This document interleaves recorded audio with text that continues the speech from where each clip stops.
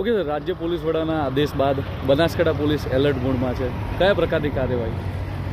ખાસ કરીને આપણે જાણવા દઈએ કે ગુજરાત સરકારને ખાસ કરીને માન્ય ગૃહમંત્રી સાહેબ શ્રી હર્ષસંઘવી સાહેબ અને માન્ય ડીજીપી સાહેબ વિકાસ સાહેબ અને બનાસકાંઠા જિલ્લા પોલીસ વડા શ્રી અક્ષરાજ મકવાણા સાહેબ તરફથી જે 100 કલાકમાં જે અસામાજિક તત્વો જે છે એ તમામ વિરુદ્ધમાં કડક કાર્યવાહી કરવા માટેની જે સૂચના છે તે અન્વયે બનાસકાંઠા જિલ્લામાં ખાસ કરીને પાલનપુર શહેર ખાતે એરોમા સર્કલ ખાતેથી વ્હીકલ ચેકિંગ અને જૂના બજે અને નવા જે બસપોટ જે બનાવ્યું છે ત્યાં પણ અસામાજિક તત્વોની બેઠક હોય તો ત્યાં પણ ખાસ કરીને વાહનો અને જે લોકો છે એમના ખાસ ચેકિંગ હાથ ધરવામાં આવી છે. જેના અનુસંધાન આજરોજ અત્યારે ગુરુ નાનક જે ચોક છે ત્યાં પણ આ રીતની જ વાહન ચેકિંગ પોલીસ દ્વારા હાથ ધરવામાં આવી છે.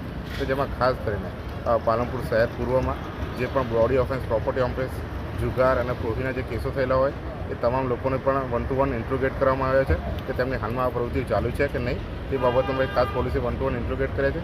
તે માટે આજ ગુરુ નાનક ચોક પર ખાસ ડ્રાઈવ રાખવામાં આવી છે. બનાસકાંઠા પોલીસ તમામ બનાસકાંઠાના રહેવાસીઓને સંદેશ પાઠવવા માગે છે આપના આસપાસ પણ જો કોઈ અસામાજિક તત્વો હોય અને જો આપ પોલીસને જણાવશો તો તેના વિરુદ્ધમાં બી કડકમાં કડક કાર્યવાહી બનાસકાંઠા પોલીસ કરશે અને બનાસકાંઠાના જે રહેવાસી છે તેમની સુરક્ષા અને એમની શાંતિ માટે બનાસકાંઠા પોલીસ તત્પર છે. આભાર.